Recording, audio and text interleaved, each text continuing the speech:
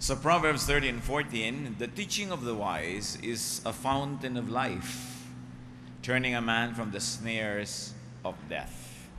At sabi po sa Tagalog, ang mga turo ng matalino ay bukal ng buhay. Ito ay maglalayo sa bitag ng kamatayan. Learn from the wise and have a better life. Ito ang ating pag-aaral, panibagong pagtingin sa itinuturo ng Proverbs. How to fear God. Paano nga bang ibig sabihin ng matakot sa Diyos? Salamat, Ama, dahil kami maaaring magpabalik-balik sa iyong salita. Yung mga dati na namin pinag-aaral at naunawaan ay higit pang mauunawaan dahil pinapayaman ng karanasan ang pagtingin namin sa iyong salita. Payamanin niyo po kami ngayon, ang aming isip, ang aming puso, ang aming espiritu. At linisin niyo kami, O Diyos. Patawarin niyo po kami sa aming mga kasalanan, maliit ba't malaki. Alam man namin o hindi na nagawa namin, ipatawad niyo po. Make us clean so we can come into your holy presence. Dispense blessings to your people. Lift up your name.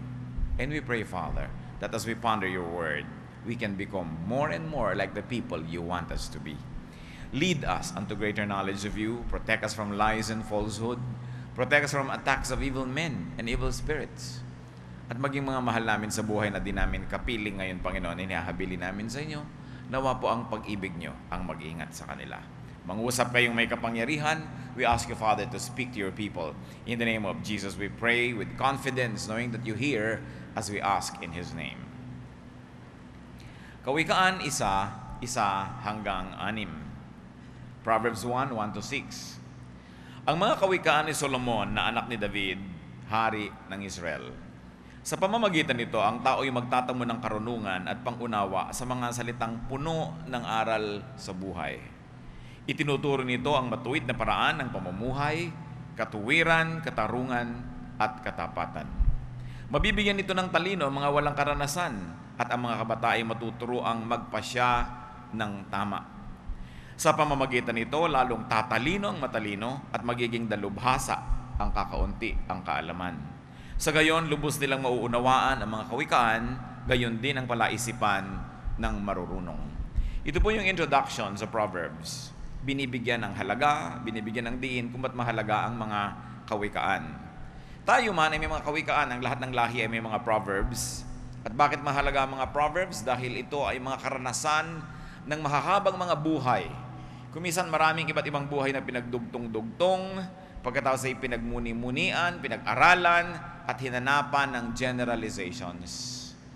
Para masabi ng isang henerasyon, ng isang kasabihan, kailangan napatunayan na ito sa buhay, through trial and error. Kaya daw ang nakikinig sa mga kasabihan, makakaiwas sa maraming kamalian. At bagamat kakaunti ang karanasan, ay magiging mga dalubhasa sa karunungan, sapagkat pinakikinabangan ang karunungan ng iba na napakatagal bago naipon. At ito daw ang mga mapapala nagdanga-aral ng Proverbs.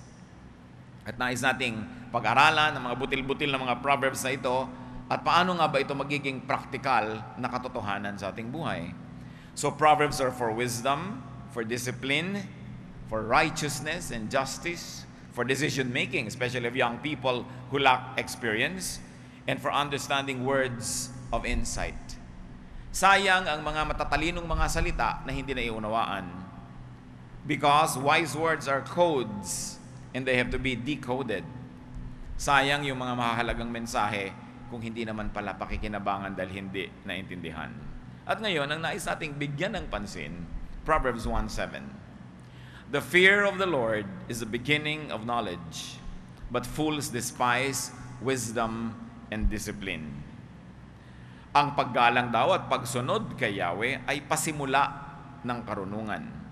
Ngunit walang halaga sa mga mangmang ang aral at mga saway. In this case, the Tagalog version is superior to the English version because the English version only says, the fear of the Lord. Akala mo tuloy yung fear na takot na nanginginig ka, umiiwas ka, ayaw mo sa Diyos. Subalit, pag pinag-aralan natin yung original language, ang ibig sabihin lang nung fear na yun ay reverence. Kaya nung tinagalog, sinabing ang paggalang at pagsunod. Na sa English version ay fear lamang yon. That's why many people who rely only on the English version sometimes miss the point. Merong napakalaking advantage sa Tagalogin ang Hebrew sapagkat ang salitang Hebrew po ay pinsan ng Tagalog. Marami silang mga similarities, marami silang paraan ng construction na magkamukha, at maraming madaling pagkaunawaan kung sila ang nagtatalastasan, Hebrew and Tagalog, kesa sa English. Kaya napapansin nyo siguro, mas madalas tayong gumagamit ngayon because finally, I found a Tagalog version that is very, very faithful to the Hebrew and even to the Greek, and superior to the English renditions, at least most of the English renditions. So what is the foundation of knowledge? Kung sinasabing, let's start from the very beginning, if you're going to read ABC, if you're going to sing Do, Re, Mi, pero kung magiging matalino daw ang tao, ang umpisa niyan is fear of the Lord. And remember, when we say fear, we don't mean yung cringing in fear, yung nanginginig ka sa takot, iniiwasan mo, ayaw mo. Paggalang, reverensya, pitagan ang pinakamagandang translation niyan. Fear of the Lord. Ang tunay daw na karunungan nagsisimula sa pagpipitagan sa Diyos. So those who would like to be knowledgeable, especially those who like to be wise, must first begin with respect, with reverence, or paggalang nga. Deference to the Lord. Pagsasaalang-alang, consideration. Halimbawa, let's consider respect for one's parents and elders. Sa isang normal na pamilya, hindi ka naman takot na takot sa magulang mo, pero meron kang reverence. Respect for one's parents and elders. Kung kumakain sila at kasabay ka, hindi ka basta-basta lang tumatayo, iniiwan mo na lang sila sa mesa. Respect. Sa mga Arabo, hindi pinapakita ng mga anak ang mga talampakan nila sa kanilang magulang, lalo sa kanilang ama. Sa kultura nila, disrespectful yun, yung ipakita mo yung talampakan mo. Iba't ibang lahi, iba't ibang pagpapakita ng respeto. So there is respect for one's superiors, for colleagues. Kaya kung minsan sa mga aeroplano nakalagay, as a courtesy to the next passenger, please wipe the basin that you have used, because you have to respect your co-passengers. We respect one's friends. No? Hindi tayo nakikialam kung ayaw nila tayong pakialamin. Hindi tayo nagtatanong kung hindi nila tayo gustong sagutin. Hindi natin kinakalkal yung isinilihim nila sa atin kung kaibigan natin sila. Hinihintay natin sila magsiwalat ng lihim, at pag isiniwalat nila, doon lang tayo nakikisalo. At kung hindi tayo nakikialam. Respect for friends. Respect for your partner or for your spouse. Na hindi mo basta-basta pinapakialaman kahit cellphone niya. Hindi mo binabasa lahat yung nandun. Liban na lang nanganganib ang inyong pagsasama, siguro pwede mong pakialaman, ano? Pero hindi lagi. Hindi kung magulang ka, binabasa mo yung mga messages ng cellphone ng anak mo. Paggalang. Respect. Pag naglalakad ka sa isang hotel, may nakabukas sa pinto, hindi yung mukha mo pumasok na agad sa loob, nakatingin ka nang nakatingin. Yung hindi mo tinitingnan ng hindi ipinapakita sa iyo, respect. No? Very important. And very importantly, respect for oneself. Paano ba iginagalang ang sarili? Kung ang respect po ay isa sa kahulugan ng fear, therefore, to fear the Lord is to respect the Lord. And to respect the Lord is to respect everybody else, because the Lord created all people. Kaya nakakapagtaka ko minsan yung mga sinasabing relihiyoso sila'y makadiyos, pero walang paggalang sa kapwa. Walang ginawa kundi alamin ang lihim ng kapwa, ibunyag ang mga lihim ng kapwa, kalkalin ng mga itinatago ng kapwa, all in the name of God. This is disrespectful. No? Kaya nakikita natin na hindi talaga yan natatakot sa Diyos. Kasi hindi niya naintindihan ang pagkatakot sa Diyos ay paggalang sa Diyos at paggalang sa lahat ng nilikha ng Diyos. This fear of God has a double meaning. One is respect and one is obedience. But actually, though they look like separate ideas, they are really one. Because when you respect to the point of obedience. When you respect God to the point that you obey God. Hindi yung Diyos ko po, iginagalang ko po kayo, tas hindi ka naman sumusunod. May mga ganong anak, opo, pero hindi naman talaga sumusunod. Yung paggalang sa salita lang, panglabas, formal lang, anyo. Pero ang tunay na paggalang ay pagsunod. Lalo't kung ang ginagalang mo ay otoridad, sinusunod mo ang kanyang otoridad. And this is respect because of understanding. Hindi ba may tao habang lalo mong nakikilala, lalo mong ginagalang? Respect because of understanding. But when it comes to God, it's also respect despite lack of understanding. That you don't respect God only because you understand God. that you respect God in spite of your lack of understanding. Kasi God siya eh. Pagsunod dahil sa respeto, na dahil na rin sa pag-unawa. At pagsunod dahil sa respeto kahit kulang sa pag-unawa. Ganyan ang mga matitinong mga anak eh. Kahit hindi nila laging naiintindihan yung policy ng mga magulang nila, sumusunod na lang sila out of respect. And then later on, when they become wiser because of age, they will say, tama pala ang nanay ko, tama pala yung tatay ko. Buti na lang sumunod ako at ako nailigtas sa maraming pagkakamali. Dahil sinasabi nga nitong Proverbs, ang mga kabataan, ang mga hindi dalubhasa ay magiging parang dalubhasa sa karunungan. Makinig lang sa mga kawikaan. So what else is a form of obedience? Obedience that defines man's do's and don'ts. When we fear God, when we respect God, when we obey God, this respect and obedience translates into practical do's and don'ts. What you do, what you don't do because of your respect for God. Isipin natin mga kapatid, anong ginagawa natin dahil lang sa respeto natin sa magulang natin? Ano yung hindi natin ginagawa dahil lang may respeto tayo sa kanila? What do we do and not do because of our respect for our superiors and colleagues, friends, or our partners and our spouses? So the foundation, the basic building block of knowledge is respecting God. And this is respecting God to the point of obedience. Sino ang taong dudunong? Sino ang taong marunong? Yung gumagalang sa Diyos at tuloy-tuloy ang paggalang sa pagsunod sa kalooban ng Diyos. Yun ang marunong. Ang totoo, yun ang magiging marunong. Bakit? Kasi sa pagsunod mo, doon mo lang malalaman na tama ang Diyos eh. Paano mo magiging mapapatunayan na tama siya na hindi ka naman sumunod muna? Katulad ng recipe, pag binasa mo yan, tapos nabuo yung cake, nabuo yung niluto mo, tsaka mo lang malalamang tama pala yung recipe. Pero hindi mo malalaman yun kung hindi mo muna sinunod. Merong instruction, ang isang binili mong equipment, sinunod mo, umandar yung equipment, nalaman mong tama kasi sumunod ka. Paano mo ngayon malalamang tama ang Diyos? Alam niyo yung laging nakikipagtunggali sa Diyos, laging lumalaban, o laging may conflict sa Diyos, kasi hindi pa lang talaga sumusunod. Dahil kung susunod ka, malalaman mo totoo. Ngayon, sumusunod, kalahati lang ang puso, hati ang loob. Sumusunod, mabigat ang paa. Sumusunod, nagdadabog, masama ang loob. Hindi mo rin makikita. Susunod na rin lang tayo, gawin mo na with pleasure. Ilubos-lubos na. Buuin na ang loob at nang sa ganun makuha natin yung blessing. To obey God. Now, how do we apply this concept, fear of God? Because fear of God must be the beginning of consciousness. Ang pagkamulat ng isang isip ay dapat nagsisimula sa pagkatakot sa Diyos. Tinranslate nung kanta na banal na takot. Ibig sabihin, hindi yung takot na takot, kundi may paggalang, may respeto.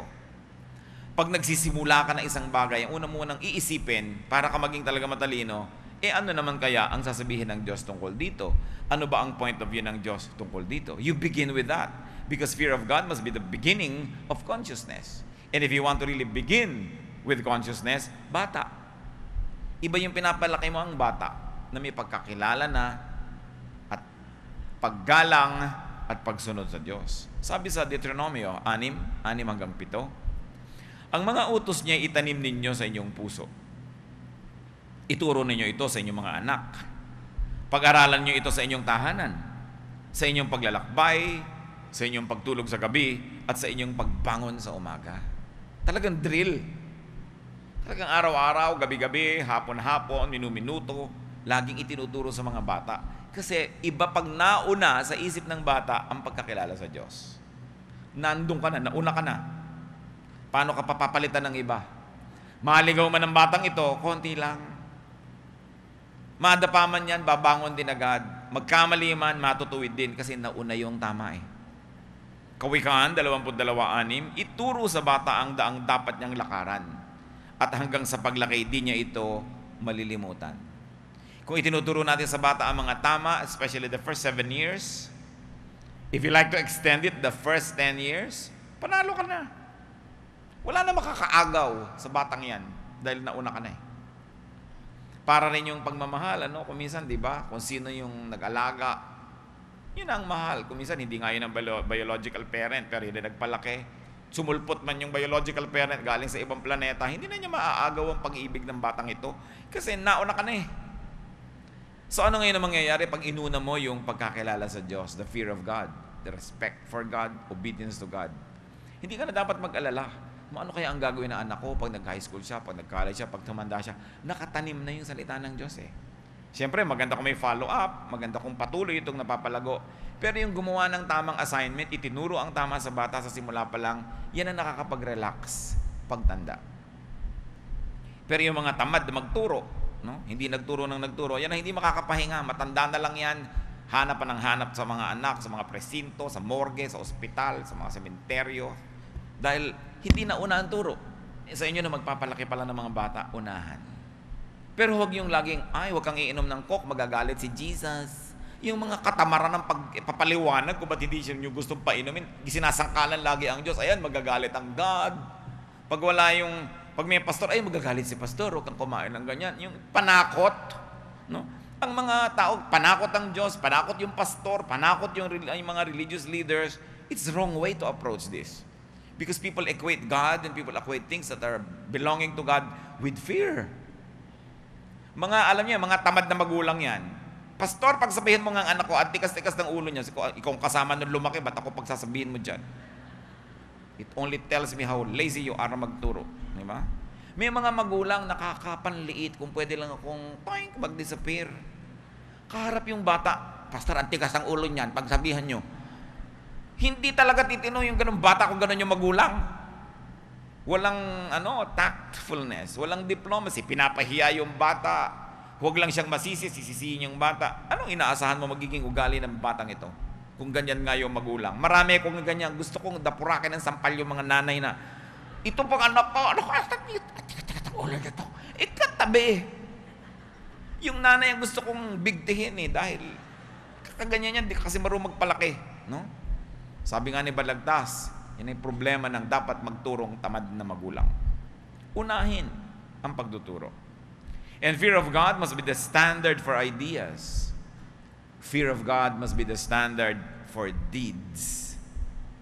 May ginagawa ka, uunahin mo agad yung fear of God. May kinalaman ba ang Diyos sa ginagawa ko, sa iniisip ko? Pero gusto kong bigyan ng diin mga kapatid, hindi ito takot ang pinag-uusapan. Galang, respeto. Kasi wala yung negative feeling. Awit, 111, 10. Ang pagsunod at paggalang kay Yahweh simula ng karunungan. Doon nagsisimula ang lahat. No? Kaya hindi pwedeng alisin mo yung mga salita ng Diyos sa pagtuturo. Aalisin mo yan sa equation. Pero hindi siya dapat ipinagdudut-dutan sa mga bata. Tuloy, negative ang attitude nila.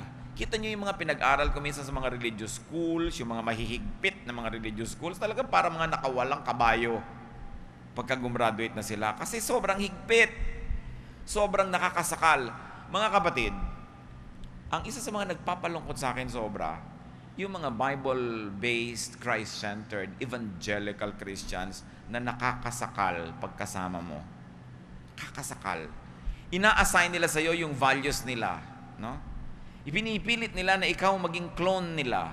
Kung yung behavior nila, ganitong gagawin nila, hinahanap nilang maging ganun ka rin. Everybody is an individual. Everybody was made by God in a unique way. So you cannot expect people to react to the same teachings and to interpret and apply the same teachings as much as you do and as much as you would. May mga tao, pag dumating sila, nagpapasikip ng mundo. Yung dumating na naman itong mga born again na to, yung bang nakakasakal. Dapat hindi tayo ganun. Kasi hindi ganun si Jesus.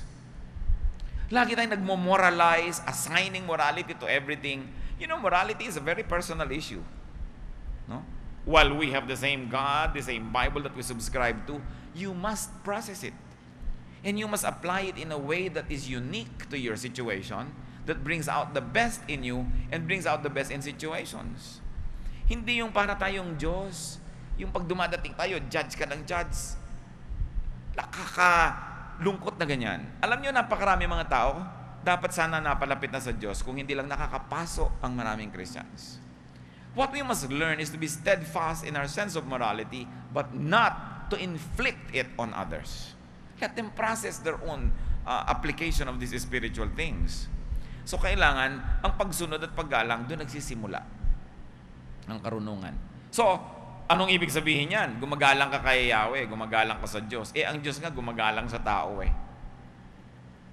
Iginagalang nga niya yung will ng tao, hindi nga niya iniiba yung will ng tao Hindi nga siya nang iiba ng tao hanggang yung tao willing magpaiba Tapos ikaw iibahin mo lahat ng tao sa paligid mo, papaandarin mo sa iyong tugtog, sa iyong kumpas. Hindi na yan paggalang sa Diyos. Kasi hindi na yan pagsunod sa kanyang halimbawa. Remember, fear is to obey and to follow the example of God. Halimbawa, the king reigns, an example of a ruler, no? Some people may not respect and obey the king, but what will happen to them? Di ba sila ay mapapahamak, sila ay huhulihin, sila ay kinukulong. So ganyan ang nangyayari sa atin pag hindi natin iginagalang ang Diyos. Paggalang na pagsunod, hindi lang paggalang na naka-close neck ka, naka-long sleeves ka, yung para ka laging ibuburol dahil ginagalang mo ang Diyos. Hindi lang yun. Kundi yung iginagalang mong yung kapwa, kahit hindi sila kagalang-galang, kasi iginagalang din sila ng Diyos.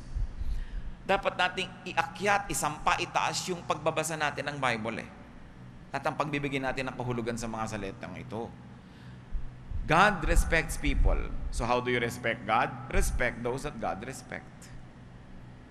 That means you're respectful of people.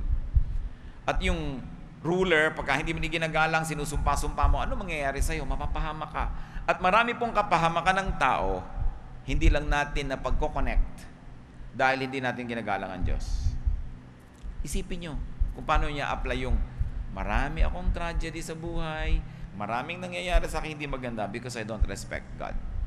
Halimbawa, sabi sa mga ngaral, 10, 20, ni sa isip ay huwag susumpain ang inyong hari. Ni sa pag-iisay huwag hamakin ang mayayaman, pagkat may pakpakang balita at may tainga ang lupa. Anong sinasabi dito? Defer to those who have power and authority. And if this applies to human, powerful personages, what more to God, who is divine, who is in heaven? Kaya dapat lagi siyang iginagalang. Kahit sa isip mo, hindi mo siya dinidisrespect. No? Kailangan laging may paggalang sapagkat nakakarating sa langit ang lahat ng mga hindi natin paggalang sa Diyos. May balik sa atin yon. Kaya kung minsan nagtataka ka, bakit ba hindi ako mag-click sa ginagawa ko? Lagi na lang ako nabibigo, lagi na lang ako nalulungkot, lagi na lang akong lugi. Maaaring yan yung mga balik ng hindi natin paggalang. Kahit ka religious. Maraming ang religious yan talagang hindi gumagalang sa Diyos in principle. Kaya kung minsan sila tong malulungkot, sila tong mga nilulunod na lang makalungkotan nilang kahahaleluya ng kahahaleluya, pero naglilibang lang talaga sila dahil alam nilang mayroong napakalaking kulang sa kalooban. Kaya dapat talaga ang inuuna yung loob, yung totoo.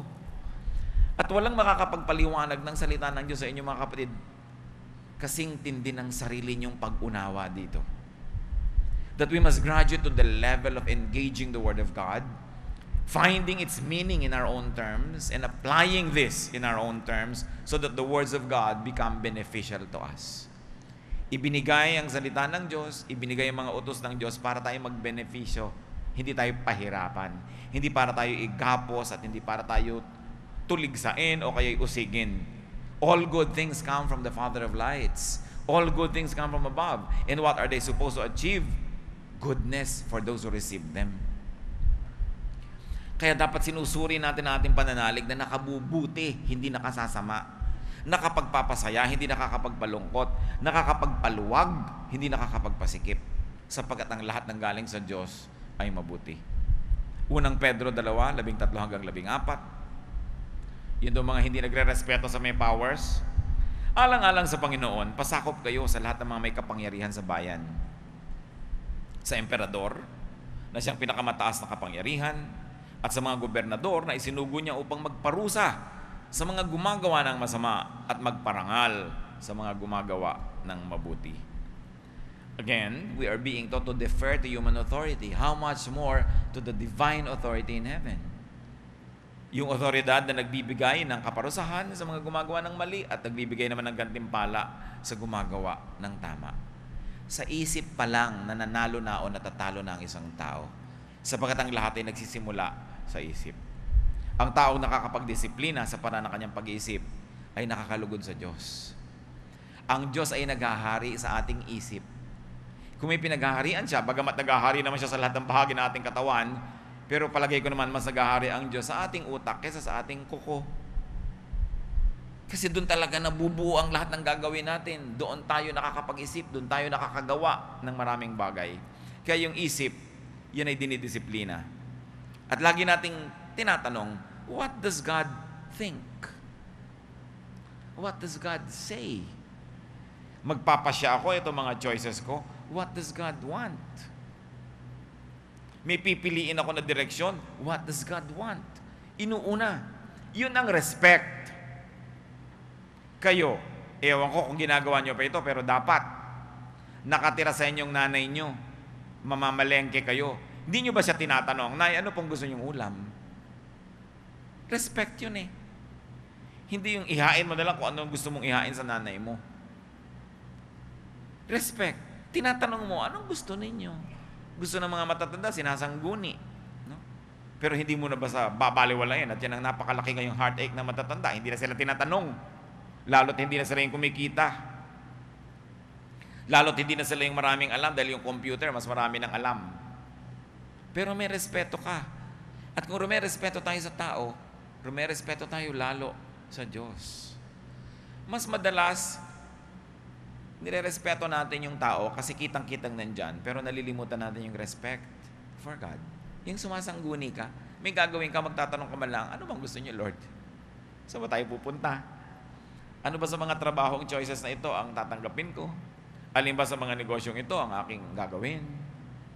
Alin ba sa mga manliligaw na ito ang aking tatanggapin? No, hindi yung gusto mo na lang lagi. Nagtatanong ka. Sapagkat ang nagtatanong ay naliligtas sa napakaraming kamalian. No? Ngayon, kung sabihin mo, nagtatanong ka lagi sa mga religious leaders, eh hindi naman lagi ang sinasabi ng establishment, yun ang sinasabi ng Diyos.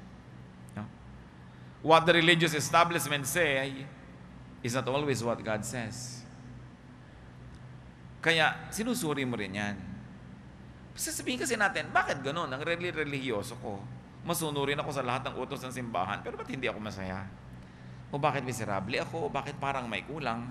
Kasi hindi naman lahat na itinuturo ng religion eh, yun talagang gusto ng Diyos. Kaya ang pagtulig sana lang ng Panginoon sa mga religious leaders, ganun na lamang.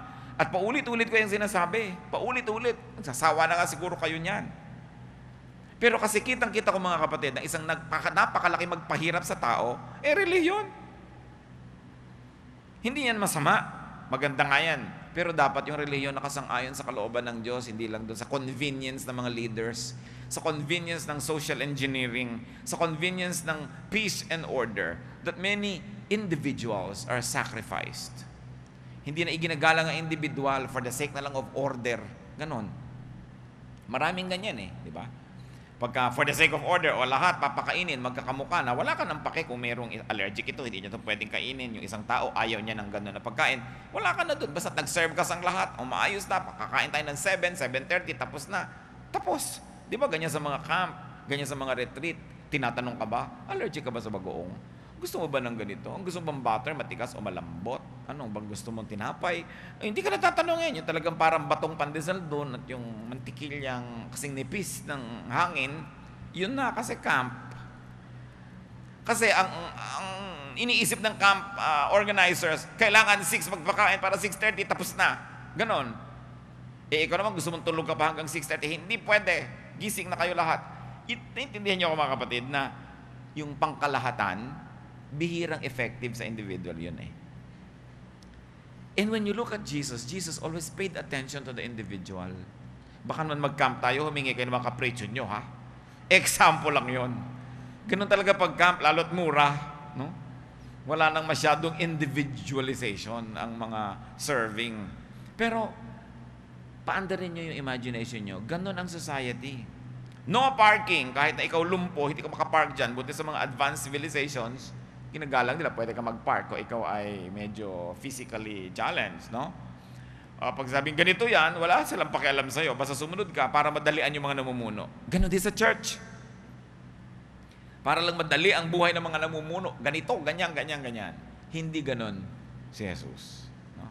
Tinuligsan niya yung katigasan ng loob ng mga religious leaders sa pag-accommodate sa mga individuals. Matthew 15:8, ang paggalang sa akin ng bayang ito ay pakunwari lamang, sapagkat sa bibig at hindi sa puso ito bumubukal. Sinong tinutulig sa bayang Israel? Nasabi nila sila ay bayang pinili, bayang makadiyos. Pero sabi, hindi. Hanggang bibig lang yung mga yan. Hindi totoo.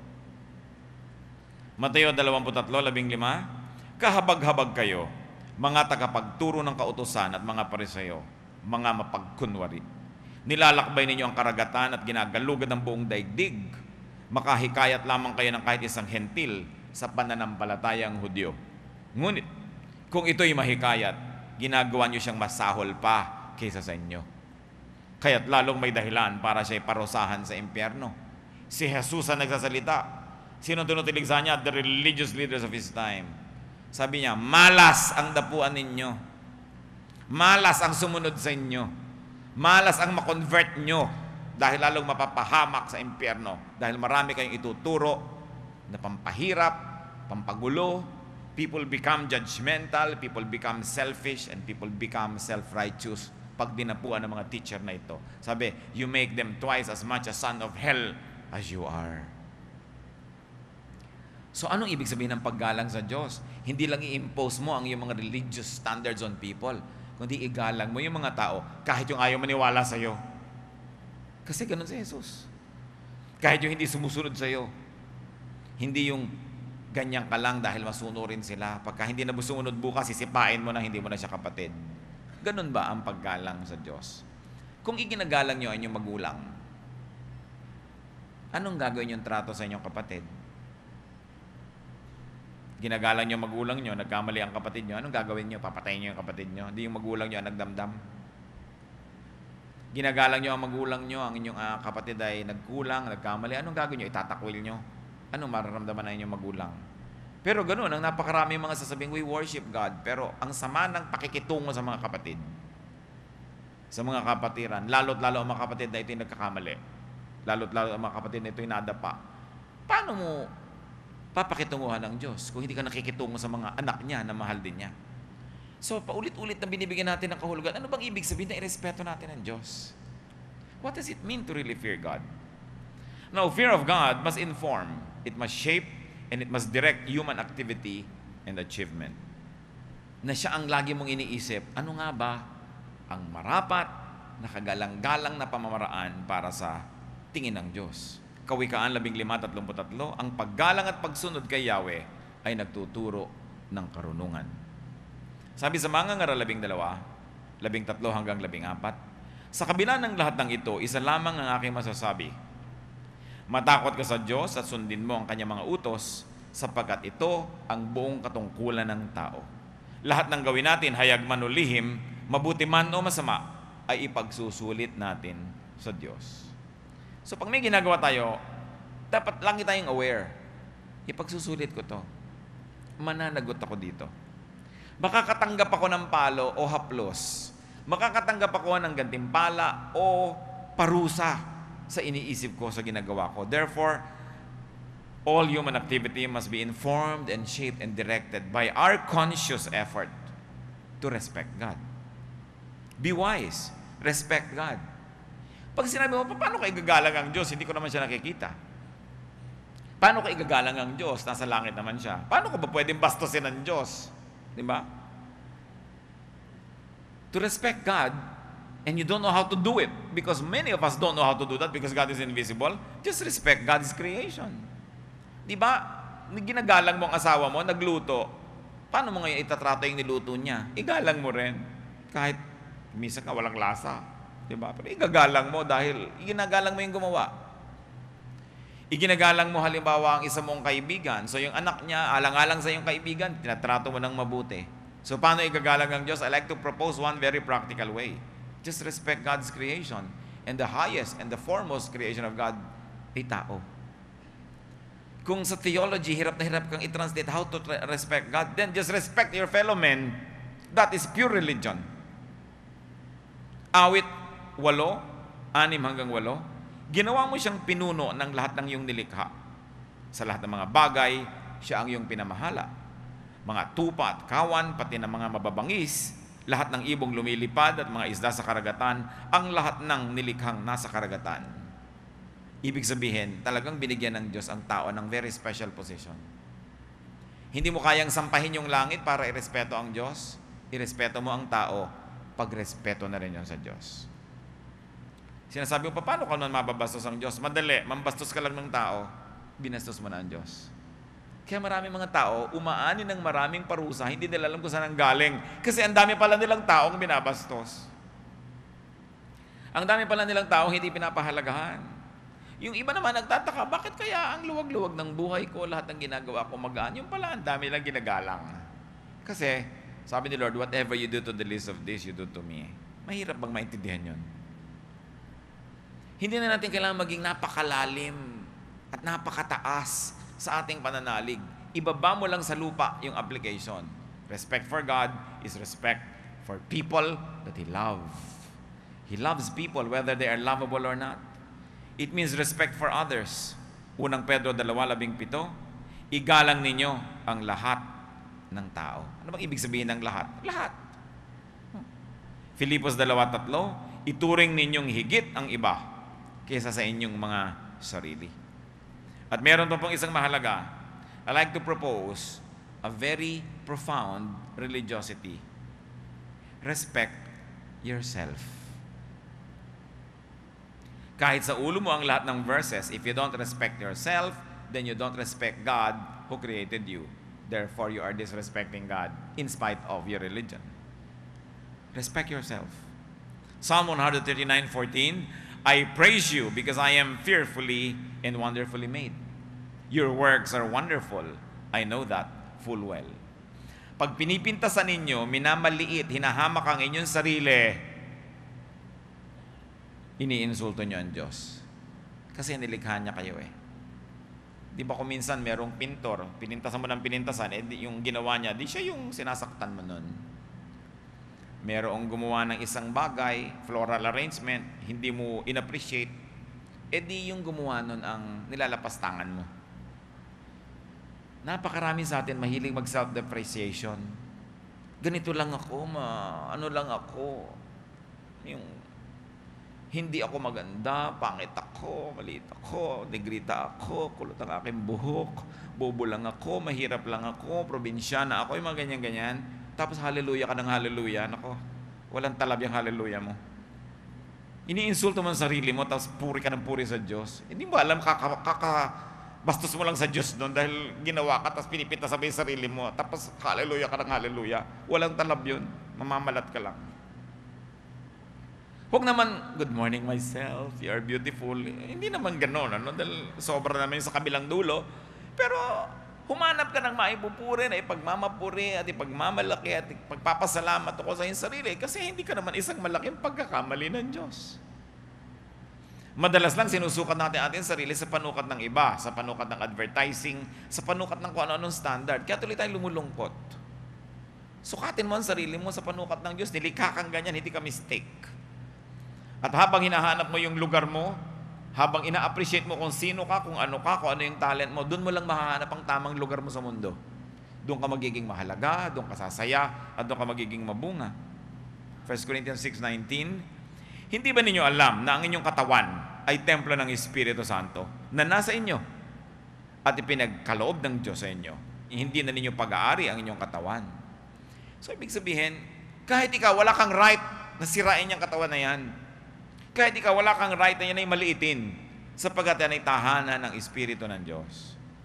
To respect yourself is to respect God. To respect yourself, therefore, is to be wise.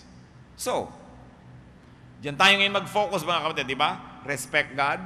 Na ngayon, sinabi na natin, respect for God is respect for self, among many things. So, do not degrade yourself for many reasons. One is for desire. Do not degrade yourself because of your desire for things. Huwag ninyong papabayaan mga kapatid na hamakin ninyo ang inyong sarili dahil lang sa inyong mga gustong makamit, mabili, maging inyo, makamkam, maangkin. Maraming mga tao, magkaroon lang halimbawa ng kotse, nagpakahamak-hamak na. makuha lang yung mas malaking mana, nagpakababa-baba na ng pagkatao, pati mga sariling kapatid, kinakatalo na. Makamit lang yung hinahangad, ibinaba na ang sarili sa putik, hinamak na ang kanyang sariling dangal. Tapos things lang yung ipapalit mo. Sabi sa Mateo 6:26, masdan ninyo ang mga ibon, hindi sila nagtatanim, ni umaaniman, o kayo nagtitipon sa kamalig. Ngunit pinapakain sila ng inyong Ama na nasa langit. Hindi ba't higit kayong mahalaga kaysa mga ibon? So why degrade yourself just for a piece of jewelry? Just for a piece of property? Just for a little something? Sabi, higit kayong mahalaga kaysa dyan. Hindi kayang tumbasan ang halaga ng salapi, ang dangal ng isang tao. Ang kanyang halaga sa tingin ng Diyos. Mateo 6:31-32. Kaya't huwag kayong mag-alalang baka kayo kapusin sa pagkain, inumin o damit. Hindi pa mga hentil na nababahala tungkol sa mga bagay na yan. Alam ng inyong Ama na nasa langit na kailangan ninyo ang lahat ng yan. Bakit ito sinasabi? Kasi sa pag-aalala ng tao, marami rin siyang sinusuot na pagpapakababa. Sa kanyang mga insecurity, sa kanyang mga worries, hinahamak-hamak din niya ang kanyang sarili sa paghahanap niya ng security, sa paghahanap niya ng sagot sa kanyang mga pangangailangan. Sabi, mga ibon, yung mga insekto, pinapakain ng Diyos. Kayo pa ba? Hindi pa ba nyo naintindihan kung gaano kayo kahalaga sa Diyos? Kuminsan, di ba? Meron ako nabasa sa Reader's Digest, isang ina, mahal na mahal niya yung anak niya, halos hindi pa dapuan sa insekto. Ito namang anak talagang naglayas. Nawala ngayon, nakuha siya ng mga masasamang tao, ginawa siyang prostitute, nakagapos siya doon, ginagahasan na kung sino-sinong tao, halos hindi pa kainin, halos hindi makakaligo. Anong pagbasag sa dibdib ng isang magulang na ang mahal na mahal mong anak, halos itangi mo't idambana, ay ginaganong-ganon ng iba? Diba? Ngayon, nararamdaman din yun ng Diyos pag ginaganon natin sarili o nang gaganon tayo nating kapwa. Sapagkat ang bawat tao ay tinatangi ng Diyos. All our theology will mean nothing if we don't love people genuinely. Whether they are lovable or not, whether they conform to our religious standards or not. No? Love is what Jesus exemplified. Yung paghahangad, nakakapagpababa yan. Hindi ko na kailangan explain sa inyo. Isipin niyo lang mga kapatid, ang mga sarili niyong paghahangad na nagmukha kayong cheap. No? Dahil lang interesado kayo. What you do not covet cannot enslave you. Sino ang taong malaya? Yung hindi naghahangad. Sapagkat hindi kayo kayang alipinin ng hindi nyo pinagnanasaan. Di ba kahit sa pag-ibig, napapakaali-alipin ka dyan dahil gusto mo siya eh. Eh kung hindi mo siya gusto, ba't ka man niya maalipin? Kaya binabantayan mo kung sino ginugusto. Binabantayan mo kung sinong hahangarin. Kung ano ang gugustuhin. Dahil nagiging alipin ka niyan. Do not degrade yourself because of your desire for ambition. Now, don't get me wrong. Hard and honest work is not degradation. It is not degrading. Pag nagsisikap ka lang talaga. Pero may mga ginagawa yung iba na dahil sa ambisyon, nagkakandababa talaga. Yung kahit na sila magpakababa sa harap nitong isang tao, sa harap lang ng iba, magmukha silang mataas, pwede na rin. No? Yung mga pakitang tao. But stooping too low, stripping oneself of respectability and losing self-respect for ambition is nothing. Because remember, our ambition must be tempered by our respect for God.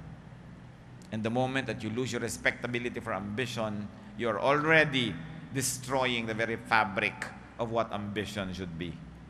May isa pa na hindi natin dapat ahayaan, mga kapatid. Do not degrade yourself for desire for pleasure. Yung mga iba gusto lang makapagbakasyon, ibebenta na ang kaluluwa. No? Gusto lang sumarap ang buhay kahit na ibayad na yung kanyang dangal. Desire, which can be sexual or non-sexual, can be very, very powerful. What do people go down to and put up with in pursuit of pleasure? Yun lang mga nandadaya sa mga asawa nila, no? Para lang magkaroon ng kulasisi. Kung ano-anong mga nakakapagpababa ng pagkataong ginagawa niyan. Para lang mailihim, para lang magawa ang kanyang mga pinaggagawang hindi niya dapat gawin dahil may pananagutan siya sa kanyang asawa. Nagtatago, sumusuot sa mga sulok-sulok, gilid-gilid, nagpapanggap, kung ano-ano. Dahil lang sa paghahanap ng sarap. At kung meron akong gustong bigyan ng diin, isa pong malakas magpababa ng pagkatao, mga kapatid, is desire for romance. Desire for love. No? Sabi sa mga Hukom 14, 1-2, isang halimbawa ito ng paghahanap ng pag-ibig na hindi naman dapat kasi. Minsan, nagpunta si Samson sa Timna at nakakita siya roon ng isang dalagang Filistea.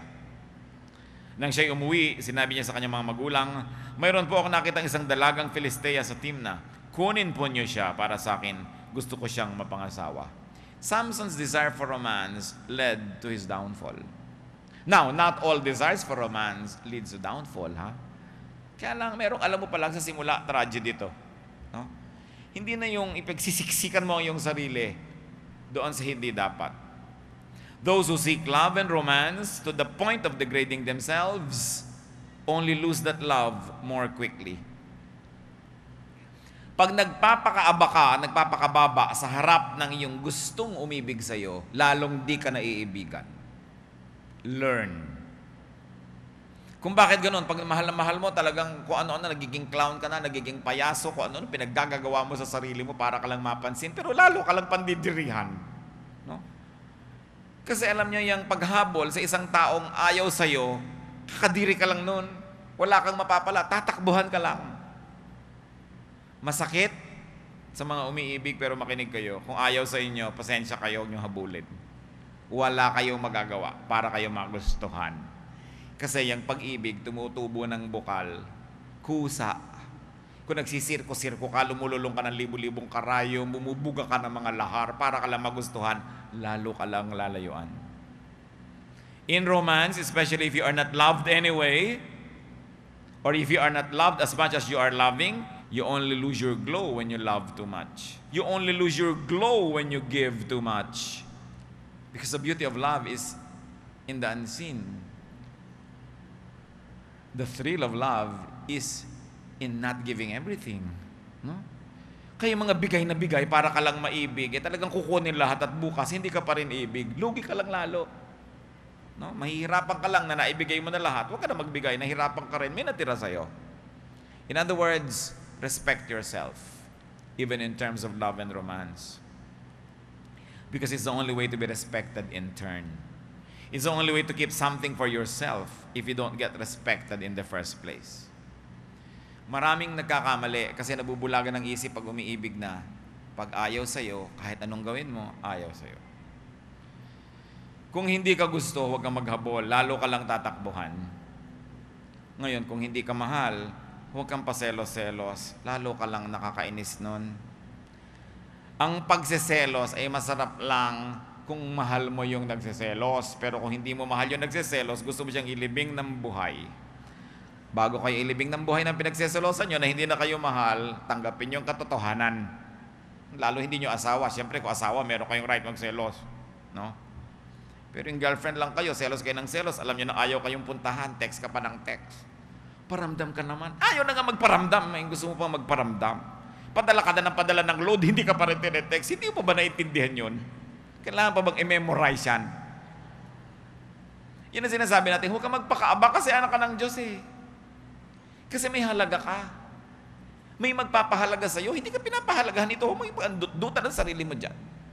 Dahil lalo ka lang bababa yung value. Dinagdagan mo, lote, may mana akong lote. O may kotse. Ang dami mo na idinagdag, ayaw pa rin. Diba? Susunod mo, teka muna, mali ito. Magtitira dapat ako sa sarili ko. Para pag dumating yung tamang tao, meron pa siyang abutan. Diba? Mahirap na wala na siyang inabot, nasa lagtakan na, wala na. No? Kung hindi ka mahal, huwag mong ipagpilitan. So, masakit po yan. Oo nga, pero hahabol-habol ka, wala rin naman mangyayari. Lugi ka sobra. Kung ayaw sa'yo, huwag isik-pagsiksikan. This means respect for God eh. Nako-connect nyo, mga kapatid. Because God respects you. God wants you to respect yourself. Keep something for yourself. Keep the Spirit of God in you respectable and respected. Yung mga ibang magulang sabihin, bakit mo ginanyan ang sarili mo? Dala-dala mo ang ating pangalan. Nakala mo kung ano yung pangalan ng pamilya nila. Every family has a skeleton in the closet, ha? Huwag na kayong mga pamilya natin. Lahat ng pamilya may bulok. Lahat ng pamilya may lihim, may baho. Habang tinatanggap niya ng mas maaga, mas makakalaya kayo para hindi na kayo pagod na pagod wag image dyan. Lahat ng pamilya, walang perfect. Nakakalaya ka. Sabi, ganyan talaga. May kapintasan kami. Diba? Talagang may lola kaming ganon, may kapatid akong ganito, yung ganito kami. Ganito kami. Diba? God is not finished working on all of us. Pero sa ang pamilya natin, kinaladkad mo sa kahihiyan, galit na galit dahil dala mo yung pangalan. Yung pangalan ng Diyos na dala mo, nilikha ka ng Diyos. Tapos kung saan mo kinaladkad yung karangalan na yun, di ba? Remember that you are not your own, you were bought at a price. Sabi sa 1 Corinthians 6:19, hindi ba nyo alam na ang inyong katawan ay templo ng Espiritu Santo na nasa inyo at pinagkaloob ng Diyos sa inyo? Hindi na ninyo pag-aari ang inyong katawan. Gusto mo mang ipamigay lahat yan, hindi pwede kasi hindi naman sa'yo lahat yan eh. Kaya dapat may itinitira ka. Kahit man lang yung parte ng Diyos sa'yo, matira. Huwag mo ipamigay kasi hindi naman sa'yo yon. Kaya hindi ka mauubusan ng paggalang sa sarili mo kasi may Diyos na nakatira doon na kailangan mo igalang. Kaya hindi tayo dapat nakakalimot ng gusto. There is a part of you that is God's. There is a part of you that belongs only to God. Don't surrender it to others, no matter what. Kahit ano pang iyong emosyon. Especially to those who do not respect you anyway. Especially to those who do not respect the God in you. Why surrender everything to that person? Mangangaral 12:7, alalahanin mo siya bago manumbalik sa alabok ang ating katawang lupa at ang ating hininga ay magbalik sa Diyos na may bigay nito. May nakatanim sa iyo na sa Diyos, Kanya talaga yon. Babalik sa Kanya, hindi mo pwedeng ipamigay. Dapat laging may natitira. Hindi ka naubusan. How will you understand and operationalize all of this? Fear of God, respect for God. Paano nga ba ang kahulugan yan? Ama namin sa langit, mga malalalim, matataas na bagay, tinatangka naming unawain, ipaintindi niyo, Panginoon, ng mas matibay pa. Kung papaano namin itatranslate sa pang-araw-araw na buhay yung fear God, yung respect God, obey God, paano nga ba namin gagawin sa buhay namin yon? Magbulay-bulay tayo mga kapatid. Hanapan natin ng mga kasagutan ng mga tanong na ito. Nang sa ganoon, lahat ng pag-aaral natin umuwi sa ikabubuti natin at sa ikatutuwa ng Diyos. Yumuko tayo sa presensya ng Diyos at mulit-muli hanapan ng kahulugan ang mga pinag-aralan natin.